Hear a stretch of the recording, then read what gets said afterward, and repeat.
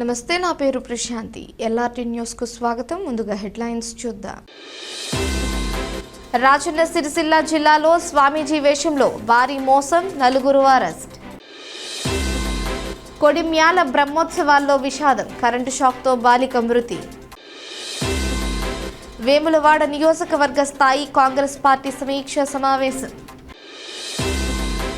వేములవాడలో అరుదైన అద్భుతం, పరమశివుడి విగ్రహంపై 2 చంద్రవంకలు.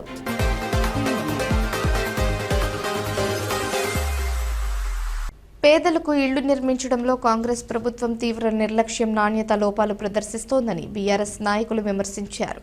వేములవాడ పట్టణంలో బీఆర్ఎస్ పట్టణ శాఖ ఆధ్వర్యంలో ఏర్పాటు చేసిన విలేకరుల సమావేశంలో మాజీ సెస్ డైరెక్టర్ రామతీర్థపురాజు, నిమ్మశెట్టి విజయ్, నీలం శేఖర్, మారం కుమార్ మాట్లాడుతూ కాంగ్రెస్ ప్రభుత్వ హయాంలో పేదలకు ఇళ్లు నిర్మించడంలో నిర్లక్ష్యం, నాణ్యత లోపాలు స్పష్టంగా కనిపిస్తున్నాయని ఆరోపించారు.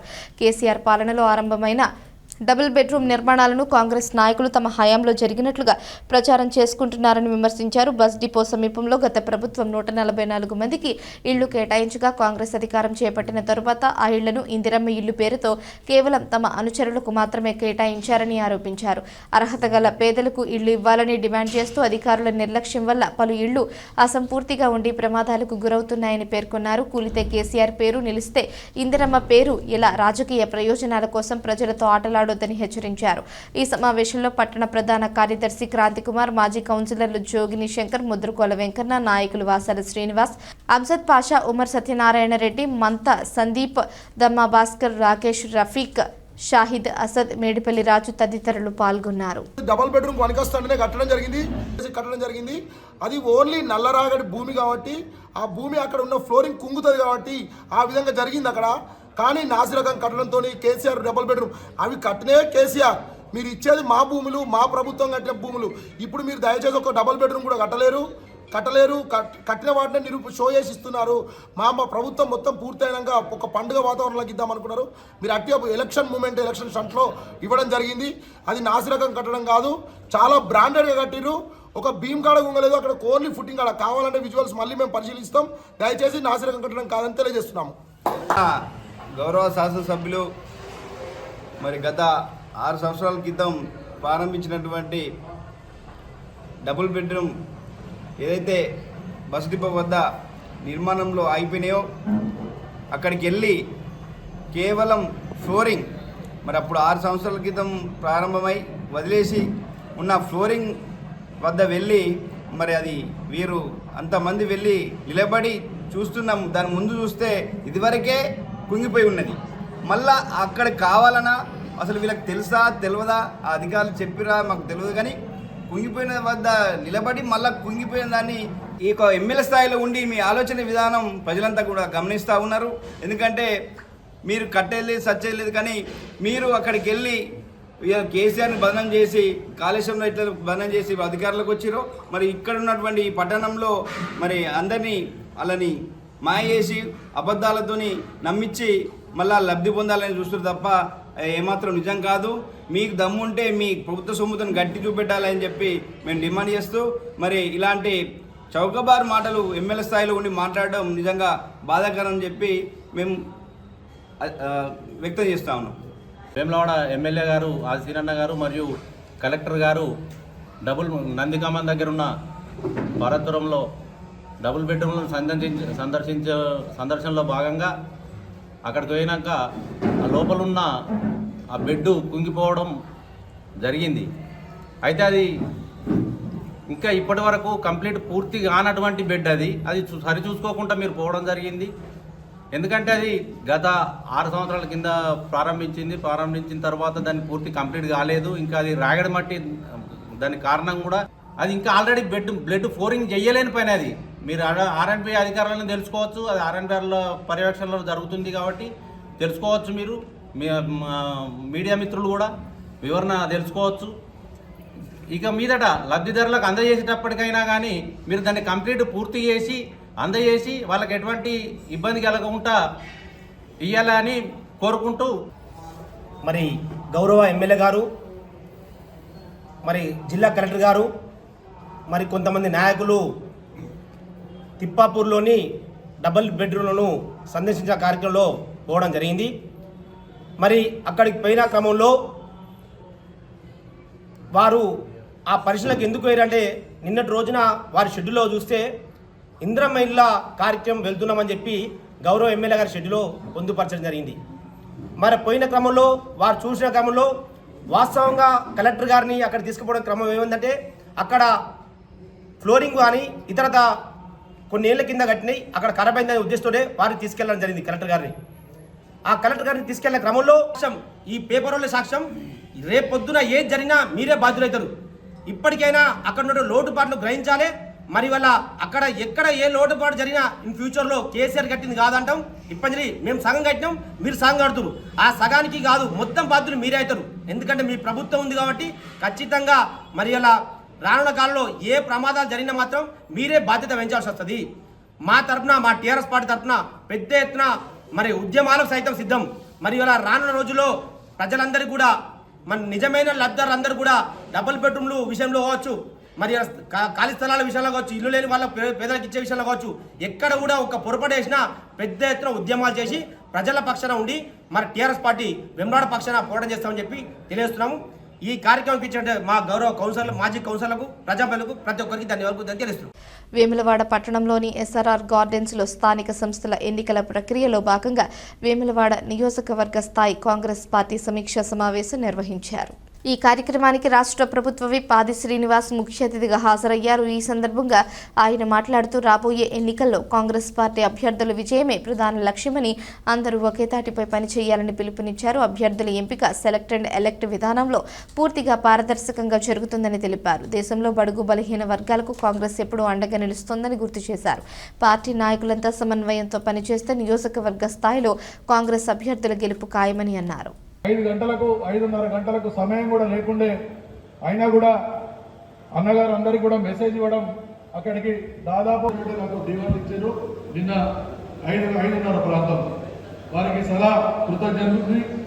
అలాగే మళ్ళీ మంత్రి గారి యొక్క టైం తీసుకొని అన్నగారి యొక్క టైం తీసుకొని ఈ 30 లోపల మనకు పెద్ద కార్యక్రమంతో మనందరి కార్యక్రమం చేస్తాం. 30 కార్యక్రమాన్ని మీకు తెలియజేసుకుంటూ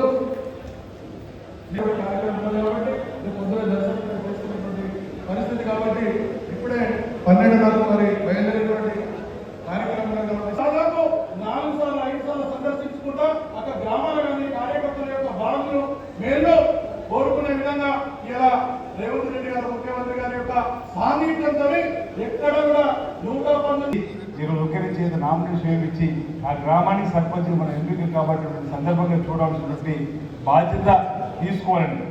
ఎంపిక చేసిన అభ్యర్థి గొప్ప ఎంపిక కానీ అభ్యర్థి తక్కువ ఆలోచన దయచేసి ఎవరు కూడా ఆలోచించాలని ఈ సందర్భంగా విజ్ఞప్తి చేస్తున్నా.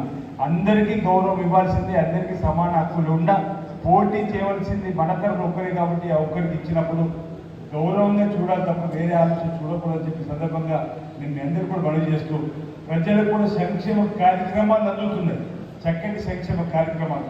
ఆ సంక్షేమ కార్యక్రమాలు ఈరోజు ఆడపిల్లలకు ఆర్టీసీ బస్సులు ఉచిత ప్రయాణం అనే అంశాలు చెప్పడమే కానీ 200 యూనిట్లు ఉచితంగా కాల్చుకుంటే కరెంటు బిల్లు కడతలేము అని చెప్పిన అంశమే కానీ 500కే సిలిండర్ అందుతున్నటువంటి అంశమే కానీ ఈరోజు ఇంతకుముందు చెప్పిన చిన్నకారు రైతులకు 2 లక్షల లోపు 1 టోకెన్ రుణవిముక్తులు చేసినాం, రుణమాఫీ చేసినాం, కొత్తగా రుణాన్ని పొందేటువంటి కార్యక్రమం చేసినాం.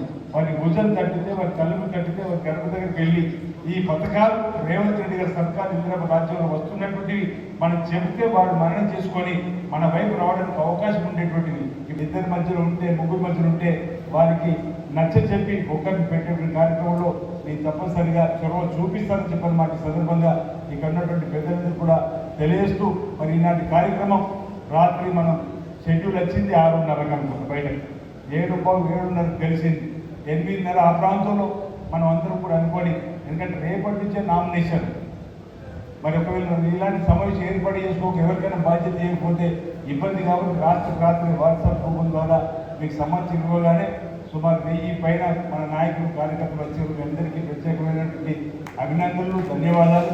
ఇదే విధానంలో భవిష్యత్తులో కూడా ఏ సమస్య ఏ సందర్భం లేదా ఈ మీటింగ్ సంబంధించి ఏది అనుకున్నా ఆ సందర్భంలో చెప్పగానే మీరు అందరూ ఇదే విధంగా రావాలని ఆ సమావేశాన్ని మనం విజయవంతం చేసుకొని తద్వారా ప్రజల ప్రేమ చూరబడి ముందుకు పోదామన్నమాట ఈ సందర్భంగా ఇక్కడ ఉన్నటువంటి అందరూ కూడా తెలియజేస్తూ మరి ఈనాటి ఈ కార్యక్రమం వచ్చినటువంటి అందరికీ ప్రత్యేక ధన్యవాదాలు తెలియజేస్తూ మనం భోజన కార్యక్రమాలు చేసుకున్న తదుపరి వేములవాడ పట్టణంలోని సాంఘిక సంక్షేమ గురుకుల పాఠశాలలో భారత రాజ్యాంగ దినోత్సవం సందర్భంగా బహుజన సేన రాజన్న సిరిసిల్ల ఆర్గనైజేషన్ ఆధ్వర్యంలో రాజ్యాంగ విశ్లేషణ పుస్తకాలను విద్యార్థులకు పంపిణీ చేశారు. కార్యక్రమానికి ప్రధాన అతిథిగా పాల్గొన్న బహుజన సేన జిల్లా అధ్యక్షుడు జింకా శ్రీధర్ మాట్లాడుతూ యువతకు భారత రాజ్యాంగంపై అవగాహన అత్యంత కీలకమని పేర్కొన్నారు. గత 2 సంవత్సరాలుగా ప్రతి గడపకు రాజ్యాంగాన్ని చేర్చాలనే లక్ష్యంతో రాజ్యాంగ పుస్తకాల పంపిణీ చేపడుతున్నట్లు తెలిపారు. భారత రాజ్యాంగాన్ని ముసాయిదా committee chairman doctor B R Ambedkar 284 మంది సభ్యులు 2 సంవత్సరాల 11 నెలల 18 రోజుల పాటు కష్టపడి ప్రపంచంలో అత్యుత్తమ రాజ్యాంగంగా రూపుదిద్దించారని అన్నారు. కార్యక్రమంలో సామాజిక రచయిత సంపతి రమేష్, కళాశాల ప్రిన్సిపల్ జ్యోతి, బహుజన సేన ప్రధాన కార్యదర్శి లక్కే సాగర్, నేదూరి శ్రీకాంత్, అలువాల రాము, నేదూరి రాజు, ఎస్కే పైజన్, షేక్ అబ్దుల్ విక్రమ్ తదితరులు పాల్గొన్నారు.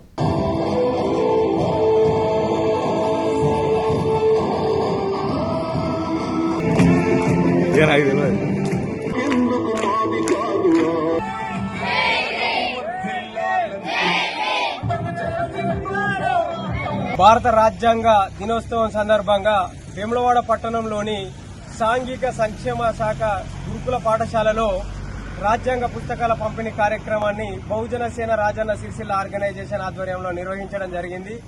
నేటి యువతకు రాజ్యాంగంపై అవగాహన కల్పించాలనే లక్ష్యంగా దేశ ప్రజలందరికీ రాజ్యాంగ అవసరాలు తీర్చే ఒక ఆయుధం.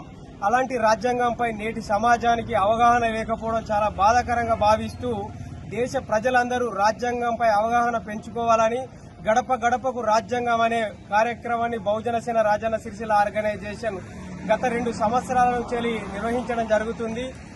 ఈ రోజు అందులో భాగంగా వేములవాడ పట్టణంలోని గురుకుల పాఠశాలలో 200 రాజ్యాంగ పుస్తకాలను పంపిణీ చేస్తూ రాజ్యాంగంపై అవగాహన పెంచుకోవాలని విద్యార్థులను కోరడం జరిగింది. భారత రాజ్యాంగం ప్రాథమిక హక్కులతో పాటు ప్రాథమిక విధులు కూడా మనకు అందించింది. హక్కులు అనుభవిస్తున్నాం కానీ విధులు నిర్వర్తించడంలో నిర్లక్ష్యం వహిస్తున్నారు. ఇది సరైనది కాదు. భారతదేశం అభివృద్ధి చెందాలంటే హక్కులతో పాటు విధులను కూడా నిర్వర్తించాల్సిన బాధ్యత దేశ ప్రజలపై ఉందని ఈ సందర్భంగా తెలియజేసుకుంటూ భారత రాజ్యాంగాన్ని డాక్టర్ బిఆర్ అంబేద్కర్ గారు 2 సంవత్సరాల 11 నెలల 18 రోజులు నిర్వీర్యంగా శ్రమించి భారత ముసాయిదా కమిటీ చైర్మన్ గా 284 మంది సభ్యులతో దేశంలోకెల్లా గొప్ప రాజ్యాంగాన్ని, లిఖితపూర్వక రాజ్యాంగాన్ని మనకు అందించారు. ఇందులో ఉన్న 395 ఆర్టికల్స్ పూర్తి స్థాయిలో అమలైనప్పుడు దేశంలో ఉన్న ప్రతి పౌరునికి, దేశ ప్రజలందరికీ న్యాయం జరుగుతుంది. ఒక్క ఆర్టికల్ కూడా అమలు కానప్పుడు దేశం అభివృద్ధిలో వెనుకకెళ్లే అవసరం జరుగుతుంది. కనుక దేశ ప్రజలందరూ రాజ్యాంగంపై అవగాహన పెంచుకొని జరుగుతున్న అన్యాయం పట్ల, అంటే రాజ్యాంగం పూర్తి స్థాయిలో అమలు కావడం లేదు కనుక రాజ్యాంగాన్ని పూర్తిగా అవగాహన చేసుకొని పూర్తి స్థాయిలో దేశంలో రాజ్యాంగం అమలు జరిగే విధంగా దేశ ప్రజలు అందరూ ఐకమత్యంతో రాజ్యాంగంపై అవగాహన పెంచుకోవాలని ఈ సందర్భంగా కోరుకుంటూ ఇట్టి కార్యక్రమానికి సహకరించిన బహుజన సేన నాయకులందరికీ మరియు గురుకుల పాఠశాల ప్రిన్సిపాల్ గారికి మరియు గురుకుల పాఠశాల మేనేజ్మెంట్ గారికి హృదయపూర్వక ధన్యవాదాలు తెలియజేసుకుంటున్నాను. భారత రాజ్యాంగ స్ఫూర్తితో ప్రజలకు సమర్థవంతంగా సేవలు అందిస్తూ దేశాభివృద్ధిలో భాగస్వామ్యం కావాలని జిల్లా ఎస్పీ మహేష్ బి గితే అన్నారు. భారత రాజ్యాంగం దినోత్సవం సందర్భంగా జిల్లా కార్యాలయంలో ఏర్పాటు చేసిన రాజ్యాంగ నిర్మాత డాక్టర్ బిఆర్ అంబేద్కర్ చిత్రపటానికి పూలమాల వేసి స్మరించుకున్న అనంతరం పోలీసు అధికారులు సిబ్బందితో ప్రతిజ్ఞ చేయించారు. ఈ సందర్భంగా ఎస్పీ మాట్లాడుతూ భారత రాజ్యాంగం ద్వారా దేశంలోని ప్రజలందరికీ ప్రాథమిక హక్కులను కల్పించడంతో పాటు ప్రజల ప్రయోజనాలు లక్ష్యంగా చట్టాలను సైతం పొందుపరిచారని చెప్పారు. ఈ కార్యక్రమంలో సిఐలు రవి, మధుకర్, ఆర్ఐ యాదగిరి, అడ్మినిస్ట్రేషన్ అధికారి పద్మ, ఎస్ఐలు కిరణ్, జ్యోతి, సాయి కిరణ్, పోలీసు అధికారులు, సిబ్బంది పాల్గొన్నారు. భారత రాజ్యాంగ దినోత్సవాన్ని పురస్కరించుకొని బుధవారం కరీంనగర్ కలెక్టరేట్ సమావేశ మందిరంలో ప్రత్యేక కార్యక్రమం నిర్వహించారు. జిల్లా కలెక్టర్ పమేల సత్పతి కార్యక్రమానికి ప్రధాన అతిథిగా హాజరై రాజ్యాంగ విలువలను గుర్తు చేశారు. ఈ సందర్భంగా ఆమె మాట్లాడుతూ రాజ్యాంగ రూపకర్త డాక్టర్ బిఆర్ అంబేద్కర్ సేవలను స్మరించుకున్నారు. పౌర హక్కులు, కర్తవ్యాలు, ప్రజాస్వామ్య బలోపేతం కోసం రాజ్యాంగం అందించిన మార్గదర్శకాల ప్రాముఖ్యతను విశదీకరించారు. దేశాభివృద్ధికి రాజ్యాంగ పరిరక్షణ అత్యంత ముఖ్యమని ప్రతి ఒక్కరూ రాజ్యాంగ స్ఫూర్తిని గౌరవించాలని సూచించారు. అనంతరం అధికారులతో కలిసి భారత రాజ్యాంగ దినోత్సవ ప్రతిజ్ఞ చేయించారు. కార్యక్రమంలో మున్సిపల్ కమిషనర్ ప్రఫుల్ దేశాయ్, అదనపు కలెక్టర్ అశ్విని తానాజీ వాకడే, జిల్లాధికారులు పాల్గొన్నారు.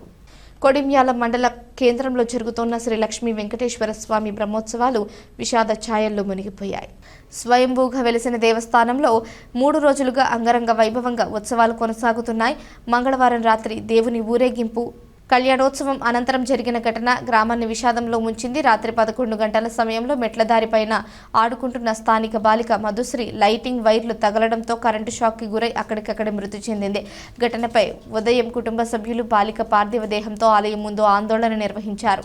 బాధిత కుటుంబానికి ఎక్స్గ్రేషియా ప్రకటించాలని డిమాండ్ చేశారు. సమాచారం అందుకున్న సిఐ నీలం రవి, ఎస్ఐ సందీప్లు చేరుకొని కుటుంబ సభ్యులను సంతాపపరుస్తూ ఆందోళనను విరమింపజేశారు.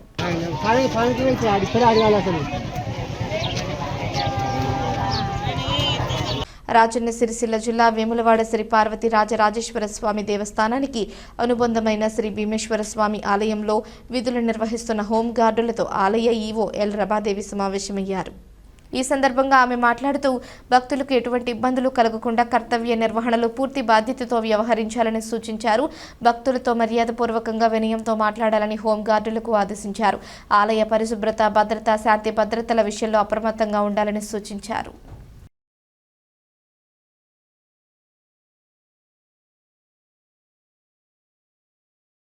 రాజన్న సిరిసిల్ల జిల్లాలో స్వామీజీ వేషధారణలో నిధుల పేరుతో అమాయకులను మోసం చేసిన 4 సభ్యుల ముఠాను పోలీసులు అరెస్ట్ చేశారు. మొత్తం 4.08 లక్షలు వసూలు చేసిన ఈ ముఠా వద్ద నుంచి 3 లక్షల రూపాయలు స్వాధీనం చేసుకున్నారు. ఈ వివరాలను చందుర్తి సిఐజీ వెంకటేశ్వర్లు వెల్లడించారు. పోలీసుల సమాచారం ప్రకారం పెద్దూరు గ్రామానికి చెందిన మేకల నరేష్ స్వామీజీ వేషంలో కోనరావుపేట మండలం నిజామాబాద్ గ్రామానికి చెందిన డుగ్గువేణు ఇంటికి వెళ్లి మీ ఇంట్లో నిధి ఉంది, నాగబంధం ఉంది అంటూ బెదిరించాడు. మొదట తాయెత్తల పేరుతో 3,000 రూపాయలు తీసుకున్నాడు. తర్వాత నిధి బయటకు తీయాలి అంటే ప్రత్యేక పూజలు అవసరమంటూ తన మిత్రులు కడవంచ ప్రసాద్, సదుల దేవేందర్ను తీసుకువచ్చి నాటకాలు ఆడారు. నిధి కోసం గుంత తవ్వినట్లు చిన్న విగ్రహం బయటపడ్డట్టు చూపించి కుటుంబాన్ని భయభ్రాంతులకు గురిచేసి 3.40 లక్షలు వసూలు చేశారు. తర్వాత అఘోరా పూజ పేరుతో మరొక వ్యక్తిని అఘోరా వేషంలో తీసుకురాగా పాము కాటుకు గురైనట్లుగా నాటకమాడి అదనంగా 15,000 రూపాయలు తీసుకున్నారు. దుగ్గువేణు ఫిర్యాదు మేరకు దర్యాప్తు ప్రారంభించిన పోలీసులు ముందస్తు సహకారంతో నిందితుల్లో 3 అరెస్ట్ చేసి 3 లక్షలు స్వాధీనం చేసుకున్నారు.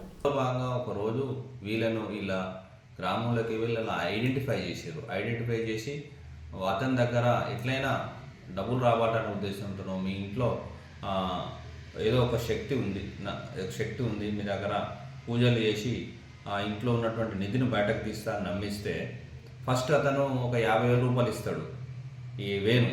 తర్వాత నరేష్ మరియు తనకు తెలిసిన మరో 2 వ్యక్తులు కడవంచ ప్రసాద్, సిరిసిల్ల చంద్రపడి, సద్దుల దేవేందర్ వీళ్ళంతా వచ్చి ఓ రోజు రాత్రిపోయి ఇంటికి వచ్చి ఇంట్లో పూజ చేసిన నటించి నిధి కోసం తవ్వినట్టు తవ్వుతారు. తర్వాత ఒక చిన్న విగ్రహం లాంటిది పెట్టి అది కొంచెం కనిపించేలా చేసి వెంటనే దాన్ని మూసేసి మీ ఇంట్లో నిధికి నాగబంధం ఉంది, మనం ఇలానే తవ్వితే మన ప్రాణాలు పోతాయి, మరి ఆ నాగబంధం తీయాలంటే అఘోరిని పిలిపించి క్షుద్ర పూజలు చేయాలి, నాగబంధం విడుదలై దానివల్ల మీ ఇంట్లో అందరికీ నష్టం జరుగుతుంది, అరిష్టం జరుగుతుంది అని బెదిరించగా వేణు అతని కుటుంబ సభ్యులు దానికి భయపడి దాదాపు రూపాయలు 3,40,000 ఎడనొప్పుకున్నారు.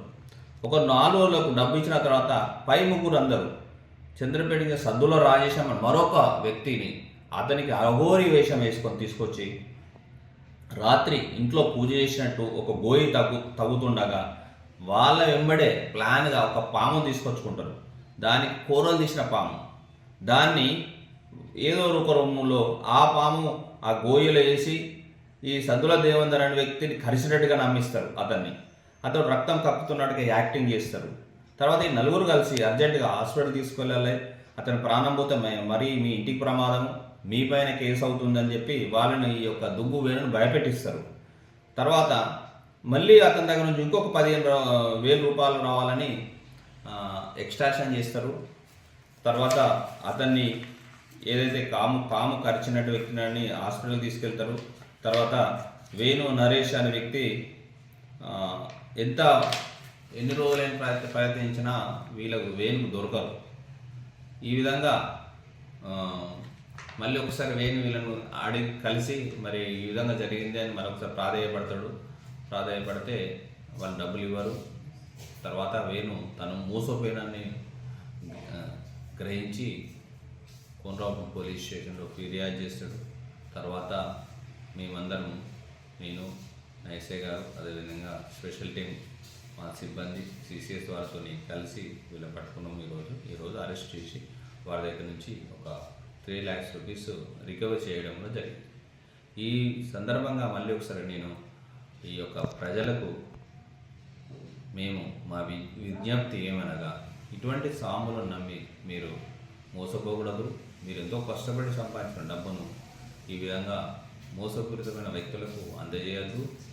ఇవన్నీ ఈ ఇంట్లో ఉన్నటువంటి కీడు, ఈ మంత్రాలు ఇవన్నీ అంతా బూటకము. ఇటువంటి ఎవరు నమ్మద్దు. ఒకవేళ ఇటువంటి వ్యక్తులు మీకు తారసపడితే మాకు 100 నెంబర్ ఫోన్ చేయండి, మాకు సమాధానం అందించండి. మేము వారి మీద తగు చర్యలు తీసుకుంటాం. అంతే తప్ప మోసపోయిన తర్వాత మళ్ళీ మేము బాధపడి వేస్ట్. ఈ సందర్భం మరొకసారి విజ్ఞప్తి చేస్తున్నాం. ప్రజలారా, ఇటువంటి అపరిచిత వ్యక్తుల పట్ల జాగ్రత్తగా ఉండాలని మరొకసారి విజ్ఞప్తి చేస్తున్నాం. ప్రముఖ ఆధ్యాత్మిక క్షేత్రంగా విరాజిల్లుతున్న వేములవాడలో అరుదైన దృశ్యం కనిపించింది. వేములవాడ మున్సిపల్ పార్కులో ఏర్పాటు చేసిన పరమశివుడి సిగలో 2 చంద్రవంకలు దర్శనమిచ్చాయి. ఈ దృశ్యం అందరినీ ఆకట్టుకుంది. పరమశివుడి విగ్రహం శిరస్సుపై చంద్రుడు కనిపించడంతో 2 చంద్రుల్ని చూసి జనం ఆశ్చర్యపోయారు. ఈ దృశ్యాన్ని పలువురు ఆసక్తిగా తిలకించారు.